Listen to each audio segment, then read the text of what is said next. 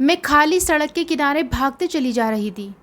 एक पल के लिए भी रुकना मेरे लिए खतरे से खाली नहीं था, क्योंकि वो लोग कभी भी मेरा पीछा करके मुझे पकड़ सकते थे। मैं अपने शरीर की सारी ताकत को जमा करके भाग रही थी, लेकिन अब मेरे अंदर इतनी ताकत नहीं थी कि मैं अब और ज़्यादा भाग सकूं। अब मैं बहुत ज़्यादा थक चुकी थी, इसलिए सड़क के किनारे बैठ गई। इतनी ज़्यादा भागने से मेरी हालत बहुत ज़्यादा ख़राब हो चुकी थी। मेरे शरीर में इतनी ताकत नहीं थी कि मैं एक कदम भी आगे चल सकूं, क्योंकि मैंने अभी 3 घंटे पहले ही एक नन्ही सी जान को जन्म दिया था। कमज़ोरी के कारण मुझे चक्कर आने लगे थे, लेकिन मुझे अपनी नन्ही सी जान को, अपनी प्यारी सी बेटी को उन दरिंदों से बचाना था। इसलिए मैं अस्पताल से भाग आई थी। आम हालात में तो ये सोचना नामुमकिन था, लेकिन जिन हालातों से मैं गुज़र रही थी उसमें मुझे ये सब करना ही पड़ा। मेरा नाम भूमिका है और मैं एक अनाथ लड़की हूँ। मेरे चाचा और चाची ने मुझे पाल पोस कर बड़ा किया। चाचा तो मुझे बहुत प्यार करते थे, लेकिन चाची के लिए मैं सिर्फ बोझ थी। पूरा दिन काम करवाती थी और फिर सबके खाना खाने के बाद बचा कुचा खाना मुझे देती थी।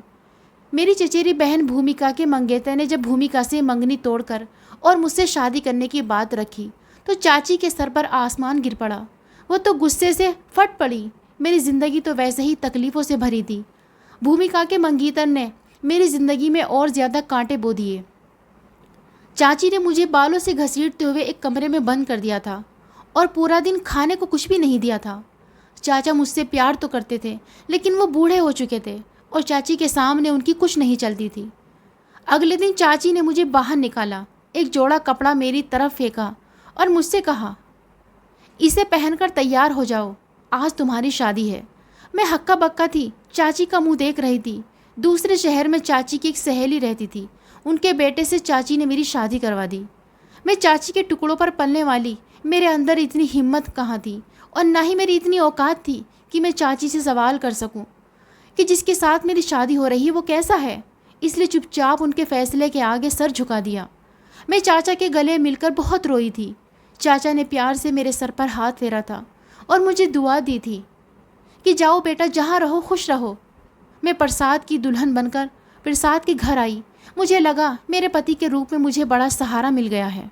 मेरी ज़िंदगी में जो मेरे माँ बाप के प्यार की कमी थी वो प्रसाद पूरी करेंगे, लेकिन मुझे क्या पता था कि ये रिश्ता मेरे लिए जलते हुए अंगारों से कम नहीं होगा। प्रसाद के घर में बहुत सारे लोग थे, वो अपने घर में सबसे बड़े थे। प्रसाद से छोटे उनके 6 भाई बहन, 3 भाई और 3 बहनें थीं और वह सबसे बड़े थे। और मैं सोच रही थी कि मैं इस घर की बड़ी बहू बनकर आई हूँ, लेकिन ये मेरी गलत फहमी थी। मैं तो इस घर में नौकरानी बनाकर लाई गई थी। शादी की पहली रात प्रसाद ने मेरे हाथों को अपने हाथों में थामते हुए मुझसे वादा किया था कि मैं तुम्हें दुनिया की सारी खुशियाँ दूंगा, तुम पर कभी कोई आँच नहीं आने दूंगा। प्रसाद की बेपनाह मोहब्बत तो जैसे मेरे दिल को सुकून दे रही थी, लेकिन यह खुशी भी मुझे ज़्यादा देर के लिए नसीब नहीं हुई। इस बार भी मैं खाली दामन ही रह गई। खुशियाँ इस बार भी मेरे पास आते आते रह गई थी। मुझे समझ आ गया था कि मेरी आजमाइशों का दौर अभी ख़त्म नहीं हुआ। मुझे मेरी औकात अगले ही दिन समझ आ गई थी, जब सुबह सुबह मेरी सास ने मेरे कमरे का दरवाज़ा ज़ोर ज़ोर से खटखटाया था। दरवाज़ा खोलते ही वो मुझ पर बरस पड़ी थी और मैं हक्का बक्का से उनका मुंह देख रही थी। लगातार चीख कर बोलती ही जा रही थी। उनके शब्दों की आग मेरे पूरे शरीर को झुलसा रही थी। वो चीख चीख कर कह रही थी, मैं तुझे यहाँ अय्याशी करने के लिए नहीं लाई हूँ। तुझ जैसी अनाथ को खाली हाथ में इसलिए लेकर आई हूँ ताकि तू मेरे पूरे घर का काम बिना जुबान हिलाए संभाले, मेरे हर हुक्म को माने। तुझे इस घर में मैं एक नौकरानी की हैसियत से लाई हूँ। बहुरानी बनने की कोशिश मत कर। 8 बजने वाले हैं और तू महारानी की तरह अब तक सो रही है। तेरी चाची ने तो ये कहकर तुझे हमारे गले से बांध दिया कि तू बहुत ही मेहनती है, सारा काम बिना कुछ कहे कर लेती है, लेकिन तेरे आसार देखकर तो नहीं लगता। मैं आंसू पीते हुए कमरे से बाहर निकली। मेरी चाची ने जानबूझकर मुझे इस दलदल में धकेला था। जैसे ही मैं कमरे से बाहर निकली, मेरी बड़ी ननंद कहने लगी, मेरे भाई को अपनी अदाओं के जाल में फांसने की कोशिश मत करना। मेरा भाई सिर्फ मेरी माँ की सुनता है और किसी की नहीं। तुम्हें इस घर में नौकरानी बनाकर लाई हूँ तो नौकरानी बनकर ही रहना। कोई भी ऐसा काम मत करना जिसकी वजह से तुम्हें धक्के देकर बाहर निकाला जाए। अपनी ननंद की बात सुनकर मेरे रोंगटे खड़े हो गए। वो सीधे साफ शब्दों में मुझे धमका रही थी कि रहना है तो हमारी नौकरानी बनकर रहो, नहीं तो फिर उसी नरक में चली जाओ जहाँ से निकल कर आई थी। मैं चुपचाप वहाँ से किचन में चली आई। मेरी आंखें भीग चुकी थी। मैं जल्दी जल्दी सबके लिए नाश्ता बनाने लगी। थोड़ी देर बाद में प्रसाद उठकर आए। उन्होंने मुझे ये काम करते देखा लेकिन कुछ नहीं बोले। मेरा दिल कट कर रह गया। मैं समझ गई कि मेरी पूरी ज़िंदगी ऐसे ही ताने सुन सुन के और दूसरों की गुलामी में गुजर जाएगी। लेकिन पता नहीं क्यों जब से प्रसाद को देखा तो मैंने अपने दिल में एक उम्मीद पाल ली थी कि मुझे एक मजबूत सहारा मिल गया है। लेकिन जब ये उम्मीद टूटी तो मैं खुद को संभाल नहीं पाई। मैं टुकड़े टुकड़े हो गई थी। मेरी बड़ी ननद ने ठीक कहा था कि प्रसाद अपनी माँ की हर बात पर आंख बंद कर विश्वास करता है। प्रसाद अपनी माँ की हर सच्ची झूठी बात पर आंखें बंद करके विश्वास कर लेता था। मेरी सास मेरी ना की हुई गलतियाँ प्रसाद को गिनवाती और प्रसाद मुझे सबके सामने ही बेइज्जत कर देते। शुरू में मैंने अपनी सफाई देने की कोशिश की, लेकिन प्रसाद को मेरी बात सुनना ही नहीं था। वो तो बस अपनी माँ की सुनते थे। फिर मैंने भी बोलना छोड़ दिया। सुबह से लेकर शाम तक मैं पागलों की तरह काम करती और जब रात होती तो प्रसाद अपना प्यार लुटाने के लिए तैयार बैठे होते थे।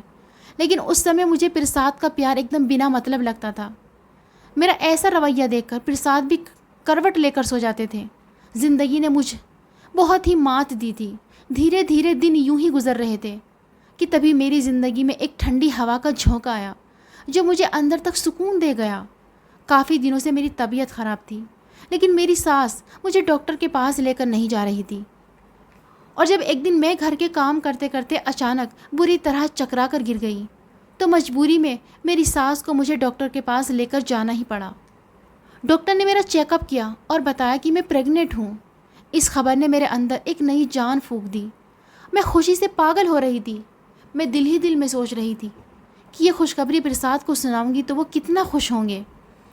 लेकिन मेरी खुशी मिट्टी में मिल गई जब मेरी सास ने कहा कि उन्हें बेटा चाहिए। अगर बेटी हुई तो आगे जो कुछ भी होगा उसकी जिम्मेदार मैं खुद होंगी। अपनी सास की बात सुनकर मेरा दिल दहल गया था। लड़का या लड़की देना तो ऊपर वाले की मर्ज़ी है, इसमें मैं क्या कर सकती थी। लेकिन मैं इतना ज़रूर जानती थी कि क्या मेरी सास को लड़का चाहिए तो अगर मेरी लड़की हुई तो मेरी सास उसे नुकसान ज़रूर पहुंचाएगी। मेरी सास ने मेरी ज़िंदगी की सबसे बड़ी खुशी को दुख में बदल दिया था। मैं दिन रात इसी चिंता में डूबी रहती कि अगर लड़की हो गई तो क्या होगा।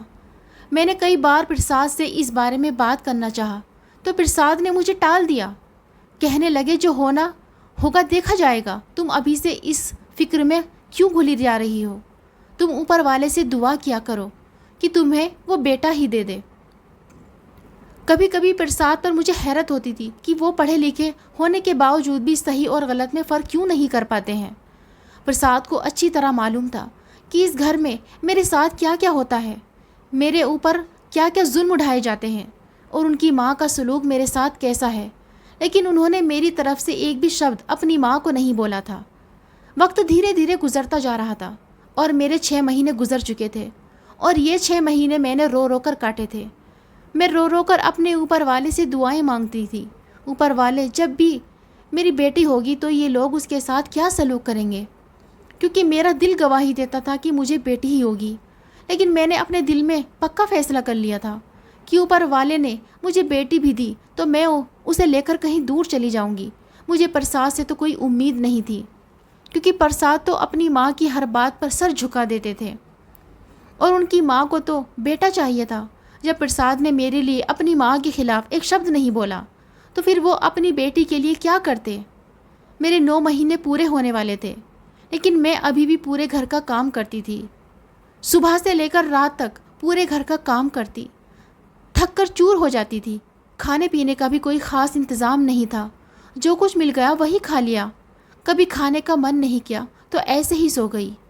कोई कहने वाला था ही नहीं कि उठो खाना खा लो। प्रसाद को कभी कभी अपनी नौकरी के सिलसिले में काम से दूसरे शहर जाना पड़ता था और उन्हें वहाँ कई कई दिन लग जाते थे। ऐसे ही एक बार प्रसाद अपने काम से बाहर गए हुए थे कि तभी मुझे लेबर पेन शुरू हो गया। मैंने अपनी सास को बताया तो कहने लगी, पहले जो मेले कपड़े पड़े हैं उन्हें धो लो, फिर बाद में तुझे डॉक्टर के पास ले चलती हूँ। मैं हैरत से अपनी सास को देख रही थी कि कोई इतना पत्थर दिल कैसे हो सकता है। मैंने जैसे तैसे करके कपड़े धोए, फिर जाकर मेरी सास मुझे हॉस्पिटल लेकर गई, जहाँ कुछ ही देर में मैंने एक खूबसूरत सी बच्ची को जन्म दिया। जब नर्स ने मुझे बताया कि तुमने एक बच्ची को जन्म दिया है तो मैं बहुत ज़्यादा डर गई। मैं उस नर्स के हाथ जोड़ने लगी कि प्लीज़ मेरे घर वालों को अभी कुछ मत बताना। नर्स हैरत से मुझे देखने लगी, कहने लगी ऐसा क्यों? मैंने उसे सारी बातें बता दी। मैंने उससे कहा कि मुझे यहाँ से भगा दो, नहीं तो वो लोग मेरी बच्ची को मार देंगे।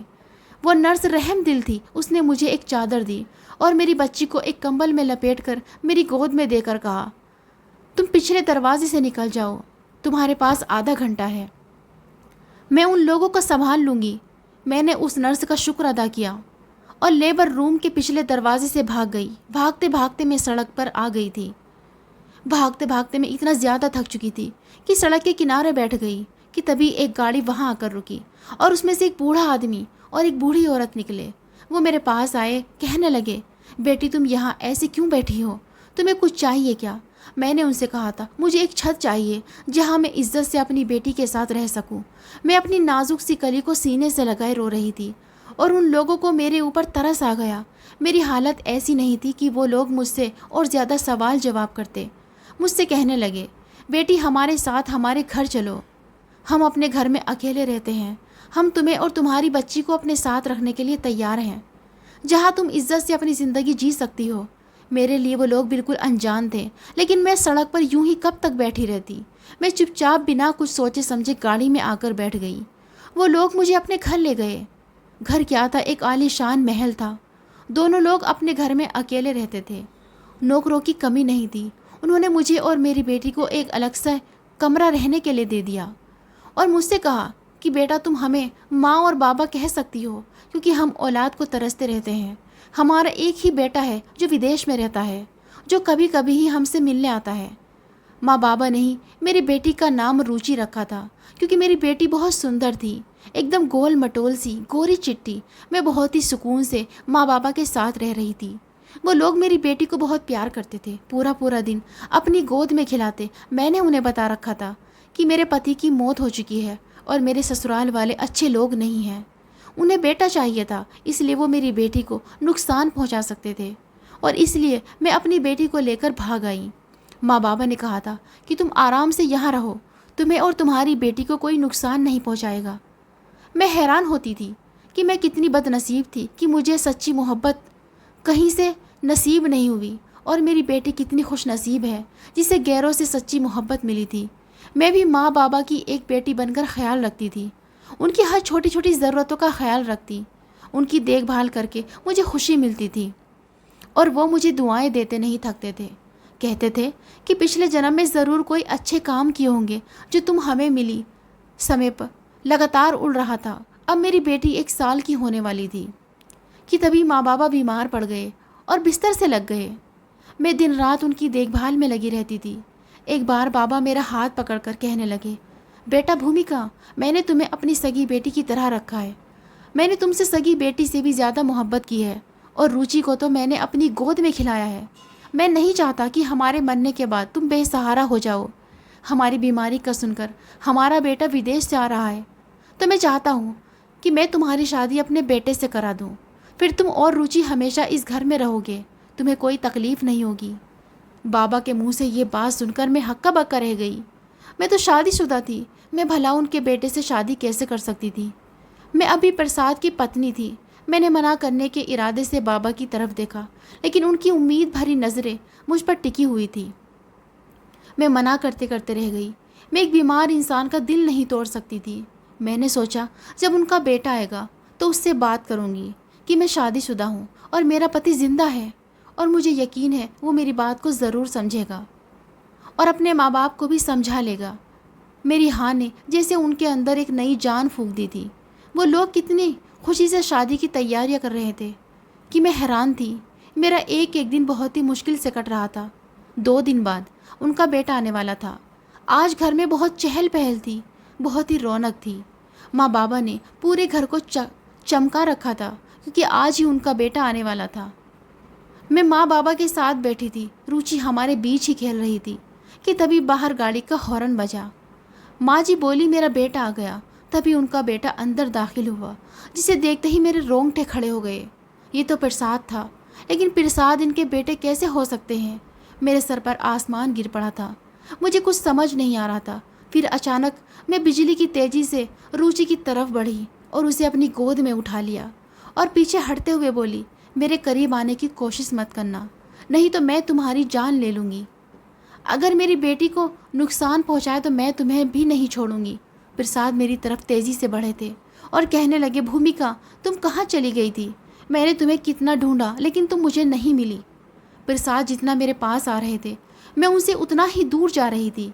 प्रसाद के अंदाज में बेचैनी थी, बेताबी थी और अपनी बेटी से मिलने की तड़प भी थी, लेकिन मुझे कुछ भी दिखाई नहीं दे रहा था। मैं डर के मारे थरथर काँप रही थी। मैं सोच भी नहीं सकती थी कि प्रसाद से मेरा कभी सामना भी होगा। मेरे दिमाग में यही बात थी कि प्रसाद मेरी बेटी को मुझसे छीन लेंगे। प्रसाद मुझसे बार बार पूछ रहे थे, भूमिका तुम कहाँ चली गई थी? प्लीज़ डरो मत, मैं तुम्हें और हमारी बेटी को कोई नुकसान नहीं पहुँचाऊँगा। हम दोनों ही इस वक्त भूल गए थे कि हमारी अलावा कमरे में माँ बाबा हैं।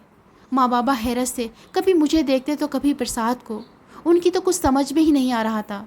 प्रसाद बोले, भूमिका जब तुम मुझे छोड़कर चली गई तो तुम्हें पता है मैंने तुम्हें कितना याद किया, तुम्हारी याद में कितना तड़पा हूँ। बेटी की खबर सुनकर मैं बहुत खुश हुआ था, लेकिन अगली खबर ने मेरे सर पर आसमान गिरा दिया कि तुम बेटी को लेकर फरार हो गई हो। माँ ने मुझे बताया था कि तुम अपने किसी पुराने आशिक के साथ भाग आई हो, लेकिन मेरा दिल कहता था कि तुम किसी के साथ नहीं भागी, बल्कि मेरी माँ से परेशान होकर अपनी बेटी को लेकर भाग गई हो। प्रसाद रुचि को गोद में लेने के लिए मचल रहे थे, लेकिन मैं अब भी डर रही थी और रुचि को सीने से चिपकाए खड़ी थी। मैं प्रसाद पर कैसे भरोसा कर लेती, जिन्होंने 1 साल तक मेरे हक के लिए कोई भी आवाज़ नहीं उठाई थी। फिर कैसे भरोसा कर लेती कि आज उनकी मोहब्बत अपनी बेटी के लिए जाग चुकी है। वो तो अपनी माँ की ही हाँ में हाँ मिलाने वाले बेटे थे, और उनकी माँ को तो बेटा चाहिए था ना। बाबा भी हैरत से ये सब कुछ देख रहे थे और हमसे बार बार पूछ रहे थे कि बेटा ये सब क्या है, क्योंकि उनकी नज़र में तो मैं विधवा थी और मैं भी ये जानना चाहती थी कि प्रसाद उनके बेटे कैसे हो गए। अब बाबा ने रुचि को मेरी गोद से ले लिया था और अपनी गोद में बिठा लिया था। फिर धीरे धीरे सारे गांठें खुलती चली गई। प्रसाद माँ बाबा के ही बेटे थे। बचपन में ही उनके चाचा ने उन्हें गोद ले लिया था, क्योंकि उनके चाचा की कोई औलाद नहीं थी, लेकिन ऊपर वाले की मर्जी, प्रसाद को गोद लेते ही उनके घर बच्चों की लाइन लग गई। उनके घर 6 बच्चों ने जन्म लिया, 3 लड़के और 3 लड़कियां। प्रसाद का एक बड़ा भाई था, इसका नाम महेश था। वो माँ बाबा के साथ रहता था, लेकिन एक रोड एक्सीडेंट में महेश की मौत हो गई। माँ बाबा अब बिल्कुल अकेले हो गए थे। उन्होंने अपने भाई से कहा कि अब प्रसाद को मुझे दे दो, तुम्हारे घर तो ऊपर वाले की दया से 6 बच्चे हैं। लेकिन प्रसाद की चाची एक लालची औरत थी। उनकी नज़र बाबा के पैसों पर थी। प्रसाद के ज़रिए बाबा के पैसे ऐंठती रहती थी, इसलिए उन्होंने प्रसाद को कभी माँ बाबा के पास नहीं आने दिया और उसे अपने काबू में करके रखा। चाची उसे हमेशा इमोशनली ब्लैकमेल करती थी और वो माँ बाबा के पास आते और खूब सारे पैसे लेकर जाते थे। प्रसाद चाची से बहुत प्यार करता था, क्योंकि उसने बचपन से ही चाची को ही अपनी माँ के रूप में देखा था, इसलिए उनकी सारी बातें खुशी खुशी मान लेता था। एक बार चाची बाबा के पास आई और कहने लगी, प्रसाद की पढ़ाई के लिए एक मोटी रकम की ज़रूरत है। बेटे की पढ़ाई का सुनकर बाबा ने भी एक मोटी रकम चाची को दे दी थी, लेकिन चाची ने उस रकम को अपने खर्चे में ले लिया और प्रसाद को वैसे ही छोटे मोटे स्कूल में पढ़ाई कराती रही। माँ बाबा यही समझते थे कि उनका बेटा विदेश में सेटल है, वहीं पढ़ाई की है, वहीं नौकरी करता है, लेकिन उनका बेटा तो यही कोई छोटी मोटी सी नौकरी करता था। प्रसाद ने भी अपने माँ बाप को ये बात नहीं बताई थी कि उन्हें दुख होगा। वो कभी कभी 1-2 साल में अपने माँ बाप से मिलने आता था और वो यही दिखावा करता कि वो विदेश से आया है। इस वक्त भी प्रसाद चाची के घर से ही अपने माँ बाप से मिलने आया था, लेकिन मुझे और अपनी बच्ची को देखकर अपने जज्बात पर काबू नहीं पा सका और इसलिए सारा भेद खुल गया। प्रसाद ने बताया कि जब तुम बच्ची को लेकर हॉस्पिटल से भाग गई थी तो उस दिन रात को मैं बहुत रोया था। मैं तो अपनी बच्ची की शक्ल भी नहीं देख पाया था। बाद में मुझे एहसास हुआ कि तुम्हारे साथ कितना जुल्म हुआ है और मैं कितना गलत था कि तुम्हारा पक्ष भी नहीं ले पाया। मैं तुम्हारे साथ एक साल रहा और उस एक साल में मुझे तुमसे शायद मोहब्बत हो गई थी, जो मुझे बाद में जाकर पता चली। मैं तुम्हारे बिना नहीं रह सकता। मैं तुम्हारे और अपनी बच्ची के लिए बहुत तड़पता था कि काश कहीं से तुम दोनों मिल जाए तो तुमसे अपने गुनाहों की माफ़ी मांग लूँ। माँ बाबा ने मुझे सीने से लगा लिया। कहने लगे, हम तो तुम्हें अपनी बहू बनाना चाहते थे, लेकिन तुम तो पहले से ही हमारी बहू थी। उन्होंने रुचि को भी खूब प्यार किया। रुचि के लिए उनका प्यार में पहले भी कोई कमी नहीं थी, लेकिन अब तो रुचि उनकी पोती थी। उन्होंने प्रसाद से कहा, तुम चाहो तो अपनी चाची के साथ रह सकते हो, लेकिन भूमिका और रुचि हमारे साथ ही रहेंगे। हम लोग इन दोनों के बिना नहीं रह सकते। प्रसाद बोले, नहीं बाबा, मैं अपनी बच्ची के लिए और अपनी पत्नी के लिए बहुत तड़पा हूँ, और मुझे आप दोनों की तकलीफ़ का भी एहसास है कि बड़े भाई की मौत के बाद आप दोनों कितने अकेले रह गए हैं। चाचा और चाची को ऊपर वाले ने बहुत सी औलाद दे दी है, लेकिन आप तो बिल्कुल अकेले हैं। चाचा और चाची अपने बच्चों के साथ खुश रह लेंगे। मैं आपके साथ ही रहूँगा और अपनी बीवी बच्चों के साथ रहूँगा। प्रसाद ने मुझसे माफ़ी मांगी और मैंने भी प्रसाद को माफ़ कर दिया, क्योंकि प्रसाद की वजह से ही मुझे इतने प्यार करने वाले सास ससुर के रूप में माँ बाप मिले थे। अब मेरी फैमिली पूरी हो चुकी थी। प्यार करने वाले सास ससुर, जान छिड़कने वाला पति और एक प्यारी सी बेटी। और अब मुझे ज़िंदगी में कुछ नहीं चाहिए। सच कहते हैं, ऊपर वाला हमारा कभी बुरा नहीं चाहता। वो अपने बंदों के लिए हमेशा कुछ ना कुछ अच्छा सोचते हैं। बस कभी कभी हम ना शुक्र हो जाते हैं और बहुत ज़्यादा मुसीबतें पड़ने पर अपने ऊपर वाले से नाराज़ हो जाते हैं। लेकिन हिम्मत से काम लेने वालों पर और हर हाल में खुश रहने पर ऊपर वाला भी हमसे खुश होता है और उसका बदला वो हमें ज़रूर देते हैं। और मुझे भी मेरे ऊपर वाले ने मेरी आजमाइशों का बदला दिया था, मुझे इतने प्यारे रिश्ते देकर। दोस्तों, इस कहानी को लेकर आपकी क्या राय है, हमें कमेंट बॉक्स में ज़रूर बताएं। अगर आपको हमारी आज की कहानी पसंद आई है तो इसे लाइक करें और अपने दोस्तों के साथ शेयर करें। और हाँ, चैनल पर नए हैं तो प्लीज़ चैनल को ज़रूर सब्सक्राइब करें।